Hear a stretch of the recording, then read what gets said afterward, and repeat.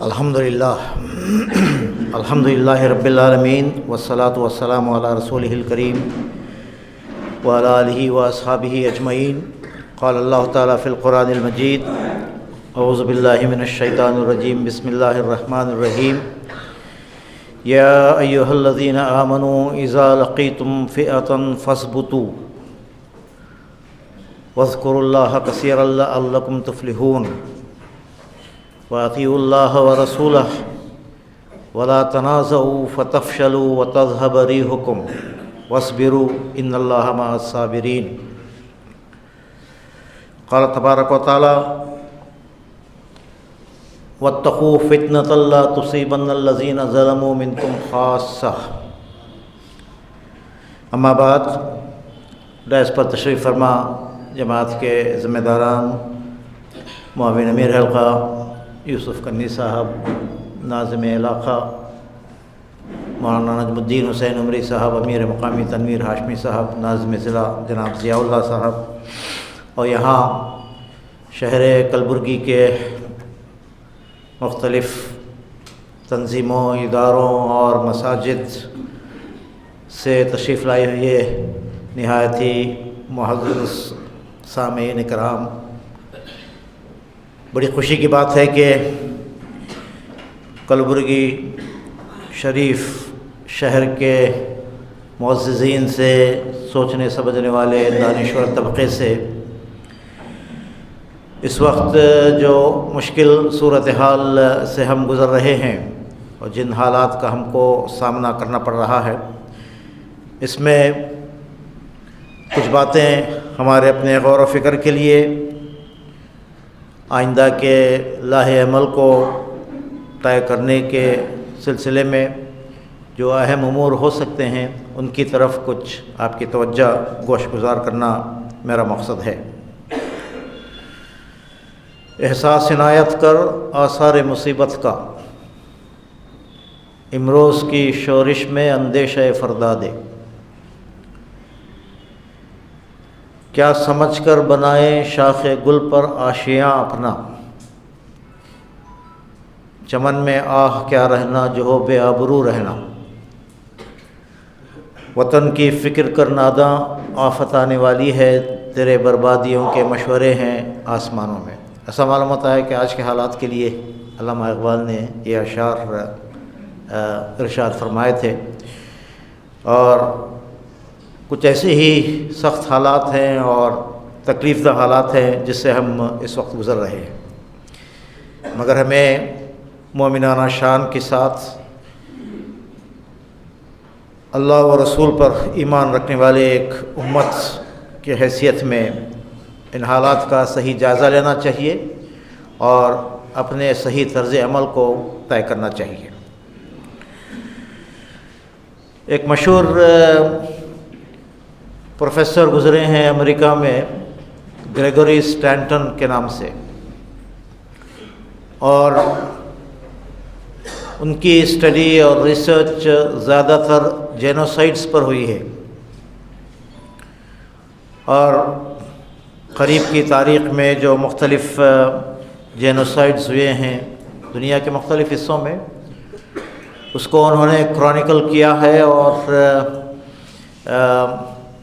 10 stages بیان کیے ہیں جن سے گزر کر کسی بھی قوم، کسی بھی گروہ کا یہ نتیجہ سامنے آیا ہے، اور بہت چشم کشا، اور میں ذکر کروں گا آپ کے سامنے 10 سٹیجز کا، اور آپ محسوس کریں گے کہ ہمارے ملک میں تو یہ سب ہو رہا ہے۔ اس نے بتایا کہ پہلا سٹیج کلاسیفیکیشن کا ہے، مختلف طبقات کو، گروہوں کو الگ الگ کلاسیفائی کرنا، اور ہمارا ملک تو زمانے سے، صدیوں سے، ہزارہ سال سے یہاں کاسٹ سسٹم آپ جانتے ہیں، ورنہ آشرم کا پہلے سے یہاں موجود ہے، اور آج کلاسیفیکیشن کی ایک نئی قسم بھی شروع کی گئی ہے، نیشنل اور اینٹی نیشنل، اور جو ان کے ایک کلچر، ایک تہذیب، ایک قانون، ایک ڈی این اے کے دائرے سے باہر ہے، یا پھر اس ملک کی باہر کی کسی مقام کو، کسی عظیم ہستی کو مانتے ہیں، ان کا احترام کرتے ہیں، یہ ان کی لسٹ سے خارج ہے۔ معلوم ہے نا یہ باتیں، آپ حضرات جانتے ہیں۔ ابراہمک ریلیجنس کو یہ تسلیم نہیں کرتے ہیں، اس لیے کہ یہ اس دھرتی کی پوجا کرنا چاہتے ہیں۔ ہم بھی وطن سے محبت کرتے ہیں اور وطن ہمارے لیے بھی عزیز ہے، مگر شرع پیغمبر میں وطن کا ایک اور ہی مطلب ہے۔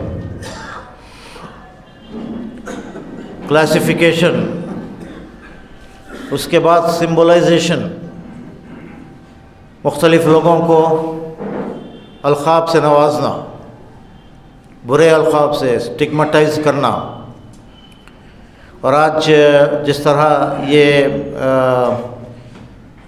اسٹگماٹائز کرنے والے الفاظ کا استعمال کرتے ہیں، ہمارے لیے کوئی اجنبی بات نہیں ہے۔ اسلاموفوبیا کا جو ماحول ہے، اور جس طرح مسلمانوں کو، مسلمانوں کے اداروں کو، ان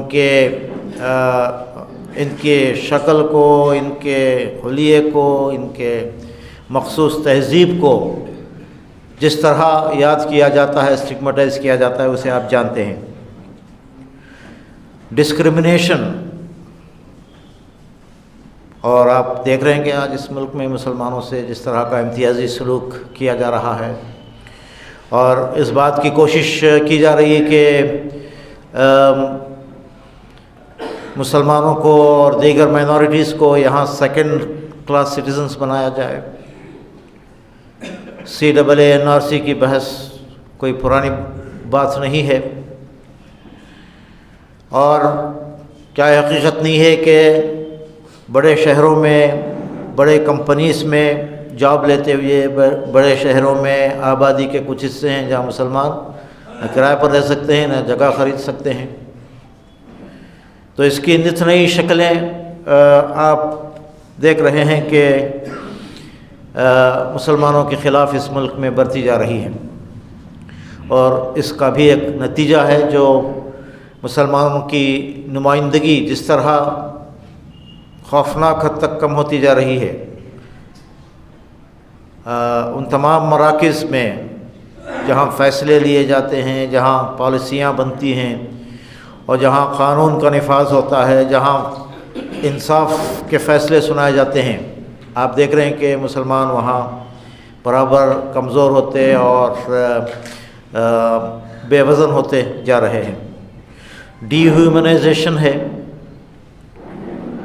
یعنی نفرتوں کو اس حد تک بڑھا دیا جائے کہ عام انسانی جذبات، کمپیشن، رحم اور غم گساری کے جو جذبات فطری طور پر اللہ تعالیٰ نے ہر انسان میں پیدا کیے ہیں، وہ جذبات مار دیے جائیں، اس کو ختم کر دیا جائے۔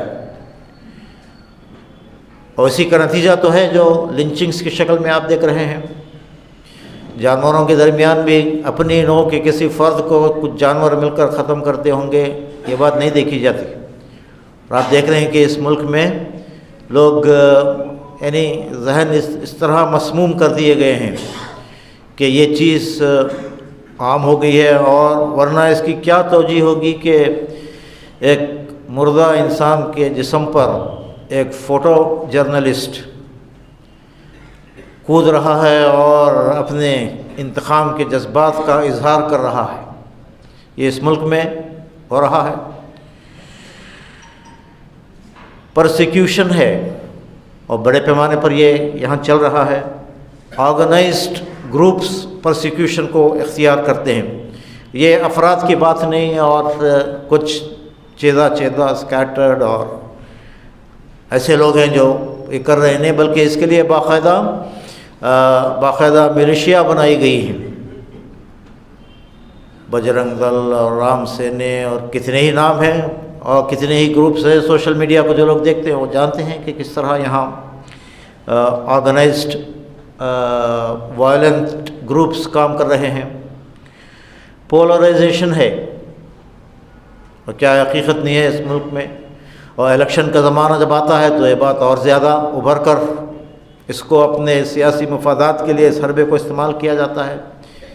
کس طرح پچ کو کوئر کیا جاتا ہے اور کیسے سوسائٹیز کے درمیان، معاشرے کے مختلف طبقات و مذاہب کے درمیان دوریاں اور غلط فہمیاں اور بدگمانیاں اور دشمنیاں پرورش اور پروان چڑھائی جاتی ہیں، اس کا ہم مشاہدہ کر رہے ہیں. اور مشکل یہ ہے کہ پولرائزیشن کے نتیجے میں ہوتا یہ ہے، اور یہ ڈیموکریسی کی دین ہے کہ پولرائزیشن کے نتیجے میں جو نیوٹرل میجورٹی ہمیشہ معاشرے میں رہا کرتی ہے، ویسٹڈ انٹرسٹ اور ویشیس ایلیمنٹس ہمیشہ کم ہی ہوتے ہیں. مگر اس حربے کو استعمال کر کے آپ دیکھیں گے کہ یہ جو نیوٹرل میجورٹی ہوتی ہے اس کو شرنک کیا جاتا ہے، آہستہ آہستہ وہ گھٹتے گھٹتے کمزور ہوتی جاتی ہے. اور نیوٹرل میجورٹی بھی لوگ سیف پلے چاہتے ہیں، اور جب حالات اس قدر کشیدہ ہو جائیں تو وہ بھی جو ہے انہی لوگوں کی سائیڈ کرنے لگتے ہیں. اور یہ تاریخی حقائق ہیں. یہ گریگری اسٹینٹن نے یہ بات بیان کی ہے، اور مبصرین نے یہ نتیجہ اخذ کیا ہے کہ ہٹلر کے جرمنی میں اس کو برتا گیا، روانڈا میں یہ جینوسائیڈ ہوا، بوسنیا کے سربردنیسا کے مساکر کو آپ لوگ جانتے ہیں. کہا جاتا ہے کہ اس وقت دنیا میں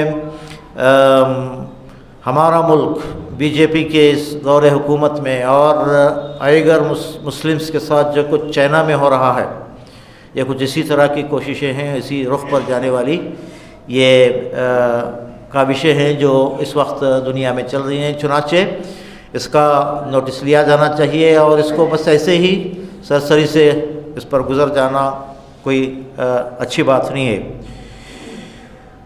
آرگنائزڈ پرسیکیوشن جو اسٹیٹ لیول پر کیا جاتا ہے، آپ دیکھ رہے ہیں کہ آئیگرس کے ساتھ کیا سلوک کیا جا رہا ہے. اور وہاں ایپل نے باقاعدہ اپنے فیس بک پیج سے اور کمپیوٹر سے قرآن کو خارج کیا ہے، وہاں اس کا استعمال نہیں کیا جا سکتا. اور جو لارج اسکیل پوری کمیونٹی کے ساتھ وہاں جو کچھ ہو رہا ہے، آسام میں جو کچھ کرنا چاہتے ہیں، اور NRC اور NPR کے پیچھے جو عزائم چھپے ہوئے ہیں، بات اس طرح بڑھتی ہے اور بالآخر ایکسٹرمنیشن کا اور کنسنٹریشن کیمپس کا اور گیس چیمبرز کا دور آتا ہے. تو آپ اندازہ کریں گے کہ یہاں اور چین وغیرہ میں بہت ایڈوانس سٹیج میں ہے معاملہ. اور اس سب کچھ کے ساتھ 10th سٹیج یہ بھی بیان کیا گیا، اور یہ بات ایسی ہے جو آل along ہر وقت یہ اس کا استعمال کرتے رہتے ہیں، یعنی ڈینائل، یہ نہیں ہوا، یہ ہم نے نہیں کیا، اور آغاز سے لے کر انجام. آج بھی ہولوکاسٹ کو ڈینائی کرتے ہیں نا لوگ، تو یہ ڈینائل کی پالیسی. تو کچھ اس طرح کی بات ہے جو اس وقت ہمارے ملک میں برسر اقتدار طبقہ اپنے اقتدار کے نشے میں، اور ان کو بہت اجلت لگی ہوئی ہے. ملک کے مسائل کچھ ہیں، عوام کن مسائل سے جوجھ رہے ہیں، یہاں کے حقیقی مسائل لوگوں کے کیا ہیں، اور کووڈ وائرس نے کیا تباہیاں برپا کی تھیں. ان سب کے درمیان اور ان سب کے باوجود اور اس کے علی الرغم کمیونل وائرس کو پروان چڑھانے اور اس ملک کو فیسزم کے اس رو میں لے چلنے اور تباہی سے دوچار کرنے کی ایک منظم سازش ہے جو اس وقت یہاں اس ملک میں رچی جا رہی ہے. چنانچہ اس کا نوٹس لیا جانا چاہیے، اور اس سلسلے میں ہم کو پوری دل جمعی کے ساتھ اور پورے مضبوط ارادے کے ساتھ اس کو کیسے کاؤنٹر کیا جائے، اس سلسلے میں ہماری سوچ بچار ہونی چاہیے. یہ بات کوئی نئی نہیں ہے، اور قرآن نے بھی اس کی طرف بار بار اشارہ کیا ہے. قرآن تو قوموں کی تاریخ بیان کرتا ہے نا، عروج و زوال کے اسباب اور انبیاء علیہ السلام کے واقعات، اور یہ استبداد، اور یہ پھر یہ فرعونیت آج کی بات نہیں ہے. فرعون ہی کے پس منظر میں قرآن نے اس بات کو بہت واضح الفاظ میں معلوم ہوتا ہے، وہاں سے بھی اخذ کیا گیا ہے اس کلاسیفیکیشن کو. ان فرعون علا فی الارض، فرعون نے دنیا میں سرکشی کی اور اپنی بڑائی جتائی اور اپنے آپ کو بڑی چیز سمجھا۔ انا ربکم الاعلی اس کا دعویٰ تھا۔ ان فرعون علا فی الارض وجعل اہلها شیعا یستضعف طائفۃ منہم، اس نے لوگوں کو گروہوں میں بانٹ کر رکھا تھا۔ بعض لوگوں کو وہ ظلم کا نشانہ بنا کر ان کو ضعیف اور کمزور بنا رکھا تھا۔ یذبح ابناءہم ویستحیی نساءہم، ان کے نرینہ اولاد کو وہ قتل کرتا تھا اور لڑکیوں کو زندہ رہنے دیتا تھا۔ اور قرآن خود اس بات پر مہر تصدیق ثبت کر رہا ہے، گویا کہ انہ کان من المفسدین، بے شک وہ بہت بڑا مفسد تھا۔ تو یہ کچھ اس طرح کی تاریخ ہے جو اس وقت یہاں اس ملک میں رقم کی جا رہی ہے۔ میں نے سورہ انفال کی ایک آیت آپ کے سامنے پیش کی ہے جو ہمارے لیے ایسے حالات میں کیا لاہی عمل ہونا چاہیے اس کی طرف ہماری رہنمائی کرتی ہے۔ یا ایھا الذین آمنوا اذا لقیتم فئۃ فاثبتوا، اے لوگو جو ایمان لائے ہو، جب تمہارا مقابلہ کسی گروہ سے ہو اور آپ محسوس کریں گے کہ آج ایک گروہ نہیں بلکہ کئی گروہ ہیں اور کئی قسم کی مخالفتیں اور مقابلہ ہے اس وقت مسلمان اور اسلام کے خلاف یہاں مورچے باندھے گئے ہیں۔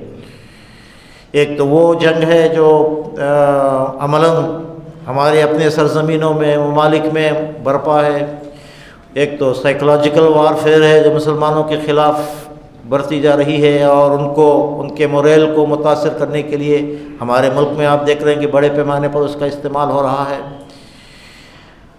اور پراپیگنڈا کا اور اسلاموفوبیا کا ایک محاذ ہے جو میڈیا نے کھول رکھا ہے، اور دن دہاڑے اور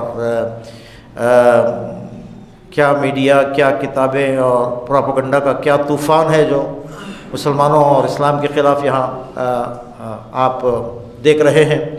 ایسے حالات میں اہل ایمان کو سب سے پہلی بات جو یہاں کہی گئی وہ یہ کہ فثبتوا، ثابت قدمی، اپنے موقف پر جمنا، حالات سے متاثر نہ ہونا، مایوس نہ ہونا، مرعوب نہ ہونا، اور ان سے متاثر ہو کر معاشرے سے کٹ کر رہ جانا یا مصالحت پر آمادہ ہونا۔ باطل دوئی پسند ہے، حق لا شریک ہے، شرکت میانہ حق و باطل نہ کر قبول۔ کہاں تک آپ پسپائی اختیار کریں گے، کہاں تک آپ ایڈجسٹمنٹ اور اکاموڈیشن؟ بہرحال مسلمانوں کو اپنے تہذیب کے سلسلے میں، اپنے روایات کے سلسلے میں، اپنے اصول اور قانون کے سلسلے میں ایک مضبوط موقف اختیار کرنا چاہیے، ثابت قدمی کا، جرأت کا، حوصلے کا، عزم کا مظاہرہ کرنا چاہیے۔ ایک دوسری بات ہے جو اس سے متغیر ہے، اس سے الگ ہے، اور یہ کہ بعض وقت یہ بھی دیکھنے میں آتا ہے اور یہ طریقہ بھی ہمارے بعض نوجوان شاید اختیار کرتے ہیں، اشتعال کا، تشدد کا، جوابی قوم پرستی کا، اور ظلم کا مقابلہ ظلم سے۔ ظاہر بات ہے کہ یہ مسلمان کے شایع نشان نہیں ہے اور یہ حکمت عملی ہمارے لیے مناسب بھی نہیں ہے۔ یہ غصے اور انتقام کے جذبات میں اس طرح کی باتیں ہو سکتی ہیں، ورنہ قرآن کی بتائی ہوئی حکمت عملی یہ نہیں ہے۔ قرآن تو آگے ایک بات بتا رہا ہے کہ وَاصْبِرُوا، صبر اور مصابرت کے ساتھ ان حالات کا ہمیں مقابلہ کرنا چاہیے۔ فَاثْبُتُوا وَاذْكُرُوا اللَّهَ كَثِيرًا لَعَلَّكُمْ تُفْلِحُونَ۔ دوسری بات یہ ہے کہ اللہ تعالیٰ کا کثرت کے ساتھ ذکر کیا جائے، اپنے تعلق، اپنے رشتے کو اللہ کے ساتھ مضبوط کیا جائے، تعلق باللہ، رجوع اللہ، اور اللہ تعالیٰ پر توکل اور اس پر بھروسہ کرنا، اپنا معاملہ اللہ تعالیٰ کے ساتھ درست کرنا۔ آج یہ ہمارا تعلق کمزور ہے اور اللہ تعالیٰ کے حقوق کو، ہمارے دین کے تقاضوں کو سمجھنے اور ان کو پورا کرنے کے معاملے میں ہم سے خطا ہو رہی ہے، ہم سے لفظ سے سرزد ہو رہی ہیں۔ ہم کو یہ محاذ درست کرنا ہے اور اللہ تعالیٰ پر بھروسہ رکھنا۔ وَمَا لَنَا أَلَّا نَتَوَكَّلَ عَلَى اللَّهِ وَقَدْ هَدَانَا سُبُلَنَا، کیوں نہ ہم اللہ تعالیٰ پر توکل کریں، اس نے ہمیں ہماری زندگی کی راہوں میں کامیابی اور ہدایت کا راستہ بتایا ہے۔ وَلَنَصْبِرَنَّ عَلَى مَا آذَيْتُمُونَا، جو کچھ اذیت اور مشکلات کا سامنا ہم کر رہے ہیں اس میں ہم صبر کے ساتھ ان کا مقابلہ کریں گے۔ وَعَلَى اللَّهِ فَلْيَتَوَكَّلِ الْمُتَوَكِّلُونَ، توکل کرنے والوں کو اللہ تعالیٰ پر توکل کرنا چاہیے۔ ہم اللہ سے اپنا رشتہ مضبوط کریں گے، تقویٰ کا راستہ اختیار کریں گے تو ہمارے لیے راہیں کھلیں گی۔ وَمَن يَتَّقِ اللَّهَ يَجْعَل لَّهُ مَخْرَجًا، جو تقویٰ کا راستہ اختیار کریں گے، اللہ پر تکیہ کریں گے، اس کی فرما برداری کا راستہ اختیار کریں گے، وہ تو مالک الملک ہے۔ قل اللہم مالک الملک تؤتی الملک من تشاء وتنزع الملک ممن تشاء وتعز من تشاء وتذل من تشاء بیدک الخیر انک علی کل شیء قدیر۔ تو ہمارا توکل خدا پر ہونا چاہیے، وہ ہمارے لیے ان حالات سے نکلنے کا راستہ، ایگزٹ وہ ہمارے لیے نکالے گا۔ وَيَرْزُقْهُ مِنْ حَيْثُ لَا يَحْتَسِبُ، اور جہاں سے ہمارا گمان بھی نہیں تھا وہاں سے ہمارے لیے مدد اور کمک اور رزق وہ بہم پہنچائے گا۔ وَمَن يَتَوَكَّلْ عَلَى اللَّهِ فَهُوَ حَسْبُهُ، جو لوگ اللہ تعالیٰ پر توکل کرتے ہیں اللہ تعالیٰ ان کے لیے کافی ہے، ان کی مدد کے لیے، ان کی رہنمائی کے لیے۔ اور تاریخ میں یہ بات بھی آپ دیکھیں گے کہ جہاں ایک طرف قرآن میں یہ سنت بھی اور اہل ایمان کو یہ تاکید بھی ملتی ہے کہ آزمائشوں کے مقابلے میں ایمان اور آزمائش مسلمان اور مومن کے لیے لازم و ملزوم ہے، اور آزمائشوں کے مقابلے میں ہمیں ثابت قدمی کے ساتھ، مصابرت کے ساتھ اور اولو العزمی کے ساتھ حالات کا مقابلہ کرنا چاہیے۔ اور یہی ہمارے لیے صحیح طریقہ کار ہے، اور اللہ تعالیٰ اس سلسلے میں ہماری رہنمائی کرتا ہے۔ تو یہ ہمارا طریقہ ہونا چاہیے۔ اور تیسری بات یہاں جو بتائی جا رہی ہے وَأَطِیعُوا اللَّهَ وَرَسُولَهُ، اللہ و رسول کی اطاعت کو لازم پکڑو، اس پر پورے اترنے کی کوشش کرو۔ آج ہماری زندگی میں کتنے ہی شعبے ہیں جہاں ہم مجبور ہیں اور خدا کے دین اور اس کی ہدایت پر عمل کرنے سے آج عاجز ہیں ہماری اپنی غفلتوں اور کوتاہیوں کے نتیجے میں، اور کتنے ہی حصے ایسے ہیں جہاں ہم کو آج بھی اختیار ہے۔ آئلی قوانین، مسلم پرسنل لاء کا ایک قصہ تو وہ ہے، وہ خطرات تو وہ ہیں جو باہر سے اس پر عارض ہو رہے ہیں، اور دوسرا خطرہ داخلی خطرہ ہے۔ کتنے مسلمان ہیں جو آئلی قوانین کی پابندی کرتے ہیں، شرعی احکامات کو عملاً اپنی زندگیوں میں نافذ کرتے ہیں۔ تو ضرورت اس بات کی ہے اور حالات کو بدلنے کا راستہ یہ ہے کہ ہم اللہ و رسول کی اطاعت کو لازم پکڑیں، اور جو کچھ وہاں سے ملے اس پر اپنے آپ کو کاربند کریں، اور اللہ و رسول کی نافرمانی سے پرہیز کریں اور اس سے بچیں۔ اور پھر ان حالات کا مقابلہ کرنے کے لیے مسلمانوں کو جو مزید تاکید کی جا رہی ہے وَلَا تَنَازَعُوا، تفرقے میں، تنازع میں، اختلافات میں، ایک دوسرے کی مخالفتوں میں، یہ راستہ نہیں ہے کامیابی کا یا ان حالات سے نپٹنے کا، یہ تو تباہی کا راستہ ہے۔ قرآن نے خود کہا کہ فَتَفْشَلُوا وَتَذْهَبَ رِيحُكُمْ، تم تنازع کا راستہ اختیار کرو گے، آپس میں اختلافات کے شکار ہوگے تو تمہارے اندر کمزوری پیدا ہو جائے گی اور تمہاری ہوا اکھڑ جائے گی۔ فرقہ بندی ہے کہیں اور کہیں ذاتیں ہیں، کیا زمانے میں پنپنے کی یہی باتیں ہیں؟ منفعت ایک اس قوم کی، نقصان بھی ایک ہی سب کا نبی، دین بھی، ایمان بھی ایک، حرم پاک بھی، اللہ بھی، قرآن بھی ایک، کچھ بڑی بات تھی جو ہوتے مسلمان بھی ایک۔ آج جس سبق کو یاد کرنے کی اور لازم پکڑنے کی اور اپنے دانتوں سے اس کو پکڑے رکھنے کی ضرورت ہے۔ ہم اپنے محدود مقاصد میں الحمدللہ جو کام کر رہے ہیں، ہر کام ہمارے لیے عزیز ہے، ہر تنظیم ہمارے لیے جو بھی خدمت ملت کی انجام دے رہی ہے اس کی قدر کی جانی چاہیے، مگر ضرورت اس بات کی ہے کہ ہم اپنے لارجر آبجیکٹیوز کے لیے اور اس وقت جو بڑے خطرات ہمارے سامنے ہیں اس کے لیے ہم آپس میں ملیں اور مل کر اپنا لاہی عمل بنائیں، پریارٹیز کو طے کریں، اسٹریٹجی کو بنائیں، حکمت عملی کو بنائیں۔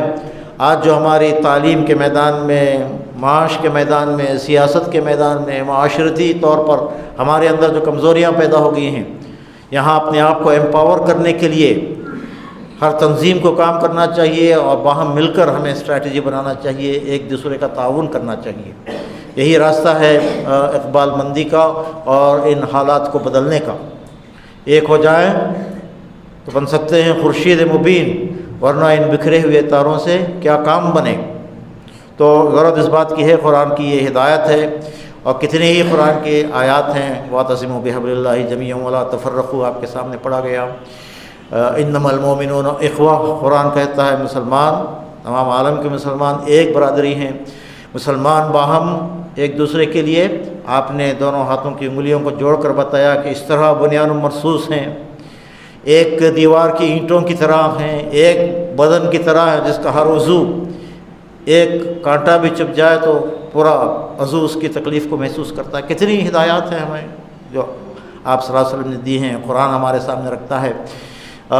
ضرورت اس بات کی ہے کہ اس کو ہم اختیار کریں۔ اور آخری بات جو اس آیت میں کہی گئی ہے وہ وَاصْبِرُوا إِنَّ اللَّهَ مَعَ الصَّابِرِينَ، صبر کا راستہ اختیار کرنے۔ اور صبر جیسا کہ ہم جانتے ہیں یہ کوئی نگیٹو کانسیپٹ نہیں ہے، یہ حالات سے ریزائن ہو کر یا مایوس ہو کر الگ تھلگ پڑ جانے کا نام نہیں ہے، ہاتھ پیر توڑ کر بیٹھ جانے کا نام نہیں ہے۔ یہ تو اولو العزمی کا کام ہے، یہ تو ایک پازیٹیو ٹریٹ ہے، یہ تو ایک مستقل اور مثبت طرز عمل کا نام ہے۔ حالات کا آپ جائزہ لیں اور اسٹریٹجی بنائیں اور حکمت اور تدبر کے ساتھ حالات کا مقابلہ کریں اور اس کو بدلنے کی فکر کریں۔ قرآن جو راستہ ہمارے سامنے تجویز کرتا ہے وہ یہ راستہ ہے، صبر کی، اصبروا وصابروا ورابطوا جو قرآن کہتا ہے اس کا مطلب وہ نہیں ہے جو ہم عموماً سمجھتے ہیں۔ یہ ایک لمبی جد و جہد ہے جس کو اس قوم کو ہمیں اختیار کرنے کی ضرورت ہے، اور اس راستے پر ہمیں آگے بڑھنا ہے۔ میں بس چند مزید باتیں کہہ کر اپنی بات ختم کروں گا۔ ایک بات ان حالات میں ہمت اور حوصلے کی ہے، اور خاص طور پر ہمارے اپنے نوجوانوں کو اس سلسلے میں خدا اعتمادی کا یقین اور عزم کے ساتھ حالات کا مقابلہ کرنے کا ہمیں سبق ان کو دینا چاہیے۔ اور آپ لوگوں کی اور بڑوں کی یہ ذمہ داری ہے کہ نوجوانوں کو سنبھالا دیں، ان کو پست ہمت بھی نہ ہونے دیں اور مشتعل بھی نہ ہونے دیں، ان کے اندر یقین پیدا کریں کون ہیں ہم اور کیا ہمارا کام ہے۔ یقین محکم عمل پہ ہم، محبت فاتح عالم، جہاد زندگانی میں ہیں یہ مردوں کی شمشیریں، اپنے آپ پر یقین، خدا اعتمادی۔ اور ہم اس دور میں خدا کا آخری پیغام ہیں، توحید کی امانت سینوں میں ہے ہمارے، آسان نہیں مٹانا نام و نشاں ہمارا۔ تو ہمارے لیے ایک بہت بڑا مقصد، ایک بہت بڑا نصب العین قرآن ہمارا طے کرتا ہے، اور ہمارے ذمہ ساری دنیا کو ہدایت کا راستہ بتانا ہے۔ چنانچہ ہم کو یقین اور اعتماد اور ہمت سے کام کرنا چاہیے۔ عموماً ہم کہتے ہیں کہ کامن منیمم پروگرام ہمارا ہونا چاہیے، باوجود ہمارے اپنی اپنی جگہ مصروف رہنے کے کچھ کامن ایلیمنٹس ہیں ہمارے۔ مثلاً ہمارے درمیان یہ بات کہاں مختلف کیا ہے کہ ہم کو دعوتی ذمہ داری ادا کرنا ہے، اس ملک میں برادران وطن سے ہمارے روابط استوار ہونا چاہیے، اور اسلام کی صحیح تصویر ان کے سامنے آنا چاہیے۔ تو یہ کمیونیکیشن کی جو بات ہے اور روابط کو استوار کرنے کی بات ہے، اپنے پاس پڑوس کے برادران وطن سے اچھے روابط کو استوار کرنا، اس میں کوئی اختلاف نہیں ہے۔ ہمارے تعلیمی، معاشی، سیاسی قوت کو مستحکم کرنے کے معاملے میں کوئی اختلاف نہیں ہے، اتحاد کے معاملے میں کوئی اختلاف نہیں ہے۔ تو یہ بات ہونا چاہیے کہ ہر جگہ، ہر شہر میں مسلمانوں کے ارباب حل و عقد باہم مل بیٹھیں اور وہاں مسلمانوں کے ایشوز کو آئیڈینٹیفائی کریں اور ان کی ترقی کے اور ان کو یکجا کرنے کے، ایک آواز بنانے کے، متحد کرنے کے، اور اقلیتوں کو خصوصاً جمہوریت میں جب تک وہ ایک آواز نہیں بنیں گے، مضبوط آواز نہیں بنیں گے، ان کے رائے کی قدر بھی نہیں کی جاتی، اس کا لحاظ بھی نہیں کیا جاتا۔ اور خصوصاً ایسے ڈسپینسیشن کے ہوتے ہوئے آپ خود دیکھ رہے ہیں کہ کس طرح یہاں کالے قوانین اور بغیر کسی مشورے کے، بغیر کسی کنسلٹیشن کے اسمبلیز اور پارلیمنٹس میں جس طرح سٹیم رول کیے جا رہے ہیں اور بغیر مباحثے کے پاس کیے جا رہے ہیں۔ ان حالات میں یہ ہماری ضرورت ہے کہ کہنا یہ چاہ رہا ہوں میں کہ ہمارا جو کامن منیمم پروگرام ہے، صحیح پوچھیے تو یہ کامن میکسیمم پروگرام ہو سکتا ہے۔ آپ دیکھ رہے ہیں کہ جن لوگوں کے درمیان 99% اختلافات ہیں، ان کی حکمت عملی دیکھیے کہ ان کو پولرائز کر کے اپنے مفاد کے لیے ان کو استعمال کرتے ہیں۔ اور مسلمان ہمارے درمیان تو 99.9% کامن اور یکساں امور ہے۔ میں نے ابھی وہ اشعار آپ کے سامنے پڑھے علامہ اقبال کے۔ تو ہمیں اس دائرے کو بڑھایا بھی جا سکتا ہے، کامن منیمم کو کامن میکسیمم بھی ہم بنا سکتے ہیں، اور اس کو برتنے کی، ہر جگہ اس طرح کے فورمز کو قائم کرنے کی، ملت کا اس طرح کا ایک نمائندہ مشترکہ فورم بنانے کی، اور حالات کا جائزہ لینے اور اپنے حقوق کے حفاظت کے لیے۔ دیکھیے اس ملک میں بہت سے پہلو ہیں جو قابل توجہ ہیں، اور یہ سیریس ڈسکشن کی بات ہے، ایک عام خطاب میں کہنے کی بات کم ہے۔ اس ملک میں ہم محسوس کر رہے ہیں کہ مسلمان سیاسی طور پر ان کی نمائندگی کم سے کم تر ہوتی جا رہی ہے۔ اس کو یہاں جو الیکٹورل پروسیس ہے کیا وہ صحیح ہے؟ پروپورشنیٹ ریپرزنٹیشن کی بات ساری دنیا میں آج تسلیم کی جا رہی ہے۔ کہا جاتا ہے کہ دنیا میں کم از کم 129 ممالک ایسے ہیں جہاں پروپورشنیٹ ریپرزنٹیشن کے اصول کو تسلیم کیا گیا ہے، اور کم سے کم تر چھوٹے سے چھوٹے گروہ کو بھی نمائندگی ملتی ہے، اس کو بھی حکمرانی میں حصے دار بنایا جاتا ہے۔ اگر آپ دیکھ رہے ہیں کہ 20-22 کروڑ کی اتنی بڑی، سب سے بڑی اقلیت، اس کو جو ہے جس طرح ویٹ لیس بنا دیا گیا ہے۔ الیکٹورل ریفارمز کی بات ہے، فرسٹ پاس دی پوسٹ کا ہمارے پاس اصول ہے، حالانکہ جس کی جتنی آبادی ہے اس کے حساب سے اس کو نمائندگی ملنی چاہیے۔ اور یہ ملک تکثیری سماج ہے، پلورل سوسائٹی ہے، اور یہاں مختلف مذاہب کا ایک سنگم ہے یہ، اور کتنی ہی تہذیبی خصوصیات کے حامل مختلف گروہ یہاں پائے جاتے ہیں، مگر اس ملک میں جس کو ایک بجا طور پر ہمارے کانسٹیٹیوشن میں فیڈرلزم کو ایکسیپٹ کیا گیا ہے، فیڈرل پرنسپلز پر لنگوسٹک اور جغرافک فیڈرلزم تو ہے یہاں، مگر کلچرل فیڈرلزم کی، تہذیبی خود اختیاری کا جو معاملہ ہے، اس سلسلے میں مسلمانوں کو آپس میں غور کرنا چاہیے۔ We need to draw a line some, کہاں تک آپ پسیجیں گے؟ کل پرسنل لا کی بات تھی، یونیفارم سول کوڈ کی بات ہو رہی ہے، مساجد ایک کے بعد ایک، اور جس طرح یہاں حلال میٹ پر جو ہے اعتراض کیا جا رہا ہے، اور فوڈ ہیبٹس کو اور کنورشن کو، کتنی ہی باتیں ہیں جو یہاں اس ملک پہ ہو رہی ہیں۔ تو تہذیبی خود اختیاری اور کلچرل جو اٹانومی ہونی چاہیے، اور یہ ہمارا ہی مسئلہ نہیں ہے، یہاں کے تمام مذاہب کا مسئلہ ہے، تمام اقلیتوں کا مسئلہ ہے۔ خود لنگایت طبقہ آپ جانتے ہیں کہ ہندو سے اپنے آپ کو الگ سمجھتے ہیں اور اپنا الگ رائٹ اسرٹ کرنا چاہتے ہیں۔ تو اس پہلو سے بھی جائزہ لینے کی اور کام کرنے کی ضرورت ہے۔ میں نے چند مثالیں آپ کے سامنے رکھی ہیں جو زیادہ سنجیدہ غور و فکر کی اور بحث و مباحثے کا مطالبہ کرتی ہیں۔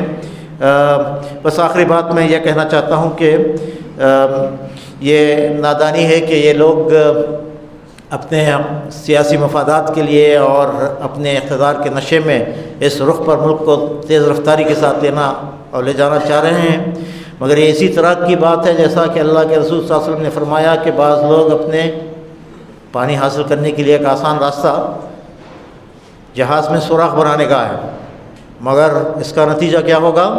پورا جہاز ڈوبے گا۔ واتقوا فتنة لا تصيبن الذين ظلموا منكم خاصة، قرآن نے بات کہ یہ کچھ اس طرح کے فتنے ہیں اس وقت کے، نیشنلزم کا اور یا خود غرضیوں کا اور یہ فرقہ پرستی کا اور فیسزم کا، اس فتنے سے خود آگاہ ہونا چاہیے، ملک کو آگاہ کرنا چاہیے۔ باشندگان ملک کے ساتھ خیر خواہی کا تقاضا یہ ہے کہ اس بات کو عام کیا جائے اور ان کے سامنے بات رکھی جائے۔ آخری بات یہ کہ حضرات گرامی، ہماری اصل حیثیت ایک امت کی ہے، اسلام کے علمبردار کی ہے۔ ہماری طاقت ہمارے نظریے میں ہے۔ اسلام کسی ایک گروہ کا مذہب نہیں ہے، بلکہ یہ تو اللہ تعالیٰ کی طرف سے متعین کردہ، نازل کردہ وہ دین ہے جو ساری انسانیت کی بھلائی کے لیے بھیجا گیا ہے، اور آپ کو، مجھ کو اور ہم سب کو دنیا کے سامنے حق کی شہادت کے لیے کھڑا کیا گیا ہے، ایک امت بنایا گیا ہے۔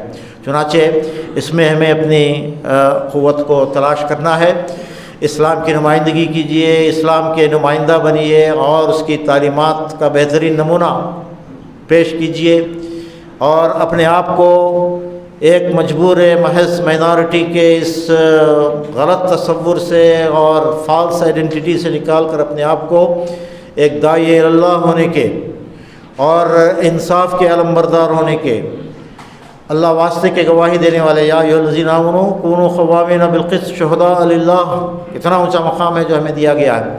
تو اس کے مطابق اگر ہم کام کریں گے تو انشاءاللہ حالات سدھریں گے۔ اس سلسلے میں گھبرانے کی یا ایسی ویسی ترکیبیں سوچنے کی چندہ ضرورت نہیں ہے۔ ہم اپنے فیتھ کے ساتھ، اپنے عقیدے کے ساتھ ٹرو ٹو اور فیتھ اگر ہم رہیں اور صحیح طرز عمل ہم اختیار کریں اور قرآن کا دیا ہوا راستہ اور نصب العین اختیار کریں تو انشاءاللہ حالات بدل سکتے ہیں، اور اللہ سے ہمیں اچھی امید رکھنا چاہیے۔ ظالموں کو کیفر کردار پہنچانا بھی اللہ تعالیٰ کی سنت ہے۔ سورہ قصص کی آیت میں آپ کے سامنے پڑھی، اس کا دوسرا حصہ پڑھ کر بات ختم کرتا ہوں۔ وَنُرِيدُ أَن نَّمُنَّ عَلَى الَّذِينَ اسْتُضْعِفُوا فِي الْأَرْضِ، ظالم کو بہت دیر تک موقع نہیں دیا جاتا، اللہ تعالیٰ ظلم کو برداشت نہیں کرتا ہے۔ کفر اور شرک اس کا اختیار انسانوں کو ہے اور ان کا معاملہ آخرت میں طے کیا جائے گا، مگر بندگان خدا پر ظلم روا رکھا جائے اس کے لیے بہت دیر موقع نہیں ہوگا۔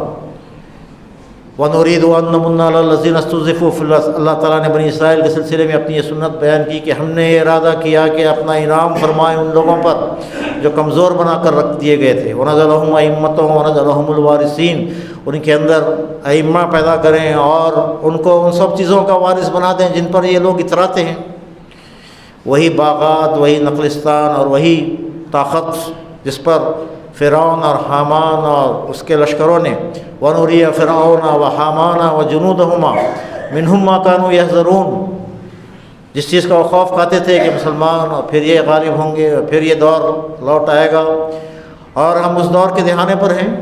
آپ صلی اللہ علیہ وسلم نے جو اس بات کی پیشن گوئی کی تھی، نبوت، خلافت، ملوکیت، جبر اور پھر خلافت علی منہاج النبوہ، ایک انڈر کرنٹ جو آپ محسوس کر سکتے ہیں وہ مسلمانوں کی مسلسل پیش قدمی کا ہے، اسلام کی پیش قدمی کا ہے۔ یہ لوگ اس سے خائف ہیں، اسی لیے اس طرح کے حالات اور اس طرح کے اقدامات کر رہے ہیں۔ چنانچہ ہمیں پوری دل جمعی کے ساتھ اللہ پر بھروسہ رکھنا چاہیے اور حالات کو بہتر بنانے کی فکر کرنا چاہیے، اور اپنی ذمہ داری کو ادا کرنے کا ہمیں حوصلہ پیدا کرنا چاہیے۔